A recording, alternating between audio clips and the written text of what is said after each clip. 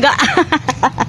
Ano guys, day 4 na, wala pang file si Lola dito sa tabing dagat. Uy, may naliligo na. At ito guys, oh, si Manoy, oh. Yan po yung day 4 namin. October 25. Tama baga? October 25 na ngayon. Aking tiyamanang. Yan lang po yung aming ang artista ko si Manoy. Yan.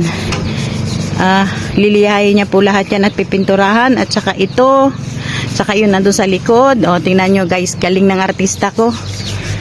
Tapos pakita ko sa inyo yung ito yung paligid ko. Masalimuot pa. Andito pa lang ako nagwawalis. Sa loob ng bahay po nakapaglinis na naman ako. Yun nga lang, hindi ako nakapag-video kung paano ako maglinis. Yan. Ayun po, oh. Naglinis na po dyan si Lola. Siyempre, ang eksena niya, nagwalis tambo, nagbasahan ba? Yan, basahan na, basa ba? Yan siya. Tapos, punta tayo siyempre sa tabing dagat. Tingnan natin. Aga po akong gumising, 5 o'clock ng umaga. Tingnan natin kung ano yung sitwasyon ng dagat.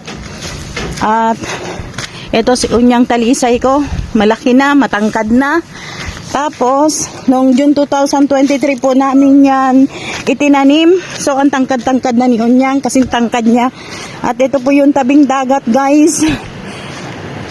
Malabo yung ano, guys. Malabo yung tubig dito sa gilid kasi baka po yan ay dala ng LPA sa ibang lugar. Ewan lang baka yun lang po yung naiisip ni Lola. Yan. Ayan po, makulimlim siya. Wala siyang araw.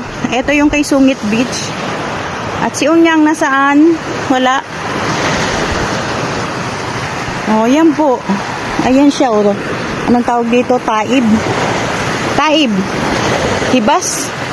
Taib. Ayun na si Unyang, nakita ko.